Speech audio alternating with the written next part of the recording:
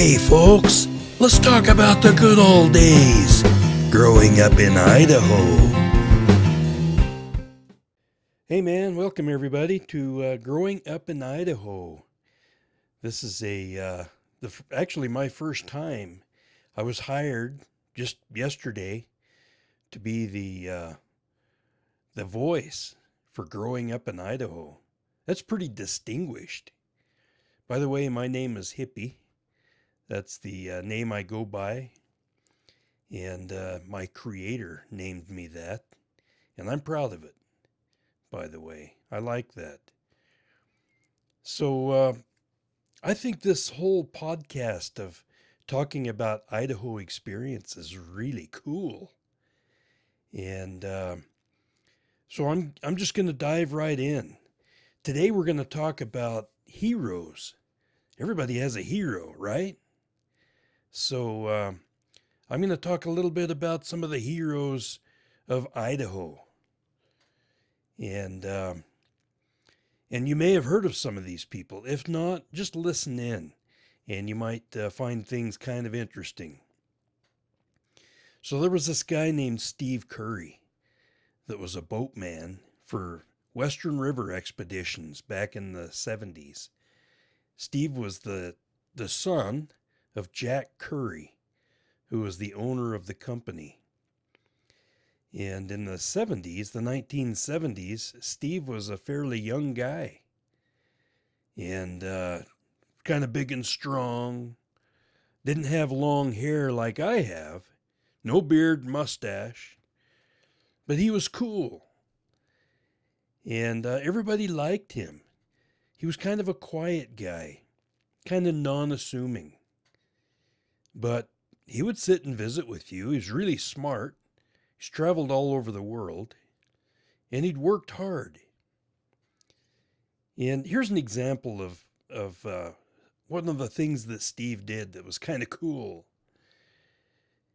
He went to BYU, that's Brigham Young University. Some of you may have heard of it. It's in Utah.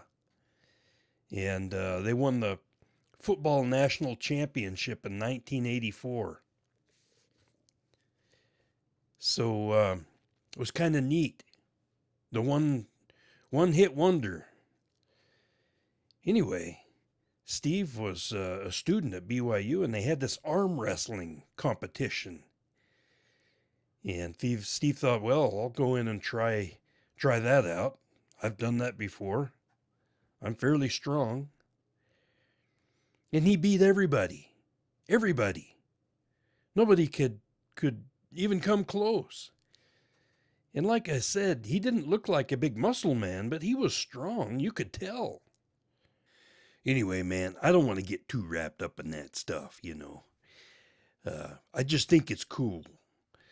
But I got Jeff here, and Jeff wants to tell a little story about the time he went down the river, the Salmon River, and saw Buckskin Bill. Sounds like a good story to me. We'll turn the mic right over to Jeff. Hey, Jeff, come on over here.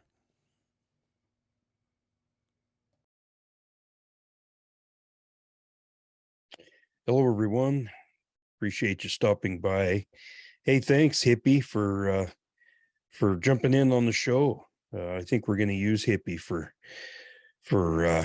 you know, running the show from now on. He does a pretty good job. He'll get used to being in front of the camera and knowing what to say and how to say it. Takes a little time, but he's a good guy, and we appreciate him in all of his the wonderful things he has to say. And while we're talking about Hippie, I gotta say, I've really enjoyed doing this animation stuff. If any of you are ever interested in anything like that, let me know, and I'll get you started down the path that you can create your own characters. It's a lot of fun. And I've got two little characters, Tex, who did the intro to the show, and then Hippie, who will be helping me run the show and do a little color and things like that. So anyway, it's all fun. And And it's just creative stuff, and there's tools out there in the techno world that make it fairly simple if you have any aptitude at all to do your own creations. And then from there, it's just a matter of writing the scripts and getting everything out that you want to say. And if you're like me, you just make it up as you go along. It's a lot of fun. Anyway, we're talking about Steve Curry, and I know Steve, or knew Steve, and unfortunately, he passed away in 2006 from brain cancer, and it took everyone by surprise, including him. And it was a fast moving cancer, and it took his life in just a few months after he was diagnosed, as I recall. Anyway, I went to his funeral, and to pay last respects, and to just be there. Sorry. And and it was good to see some of the old faces that I knew from, or met from the time my dad worked for Western River expeditions back in the 1970s. And it was a great time. And I wanted to relay the story of when I was about 12 or 13 years old. I got invited on one of the training trips early one spring. This would have been about 1976. So the spring of 76 or 77. I went on the training trip with Steve, and he had just got married to his first wife. And she was a real pretty lady from Argentina, as I recall. And Joe Van Leeuwen, for anyone who was around back in the days and spent any time on the river, you probably met Joe. He's a good guy. He had a laugh that you could recognize from a mile away. And he took all of the Dutch jokes very well. In fact, he probably made some of them up himself. He was just a good-natured guy, a person that everyone liked. And then there were a few others on that trip, and I don't recall all their names, but they were all good guys. We had a great time. We spent a week floating along down the main salmon, and it was just a lot of fun. And one of the experiences we had on that trip was we pulled off and visited Buckskin Bill for a couple of hours, as everyone did if they had the time, and if Buckskin was feeling well, and just so happens he was out messing around when we floated up, and he came down to greet us when we arrived. And it happens this way with every celebrity you meet. You see them in person finally after hearing about them for years, which I had, and they're just not the same as you expected. Buckskin was shorter, kind of a smaller looking guy than I envisioned. He looked normal, and he was very polite and kind. And as I recall, on that trip, he had his Spanish conquistador hat on that he made. It's kind of a cool little cap that looks like one of the Spanish conquistadors, that shaped hat that was so familiar, that you've seen in pictures, I'm sure, or you've seen on Buckskin Bill if you've seen pictures of him.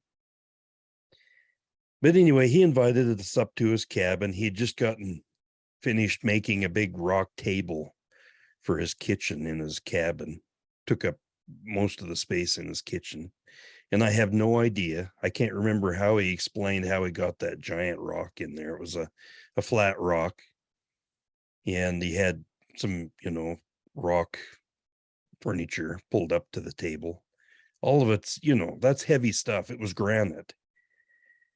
I have no idea how he got that in there. Probably a lot of scraped knuckles and swear words. But it was kind of neat. It was all set up, and he was proud of it. But if you've ever stopped in and visited Buckskin when he was alive, he probably invited you over to see his armory, and he had all of his guns and knives and some of the armor that he's all made and put together. It's all neat stuff, and those rifles he made look like those ancient blunderbuss guns that they used to shoot back before they had the modern day stuff, or even the flintlocks and black powder stuff. So anyway, it was all neat, and I, even as a little 12 or 13-year-old kid, I knew a bit about guns. My dad was very into guns, and I got my first gun when I was just a little kid, like everyone else in Salmon that I know of. We learned how to shoot. We learned how to be safe, so we weren't shooting up, things that weren't supposed to be weren't supposed to have holes shot in them, at least that anybody would know. And like so many others, we reloaded our own ammo. So we ran up the river a few miles and visited Elmer Keith about, the best and the hottest loads and all the stuff. And he had, if you ever visited Elmer, you know that he had all the math done, and he could tell you, all the ratios, and if you want real hot loads, how much powder you should put in, how heavy of a bullet. And it's all interesting stuff. And I remember, just like it was yesterday, being in his house, sitting down there at his kitchen table while he's explaining to my dad all the various ways that you can make really good loads. And Dad was interested in his 30-06. And so that's what we were talking about, at least at the time I remember. So back to Buckskin Bill, he showed us all the stuff in his armory. Lots of neat stuff. And the guns really interested me, as they did everybody. But I have to admit, the most interesting thing to me was the knives and some of the other cool looking armor stuff. And as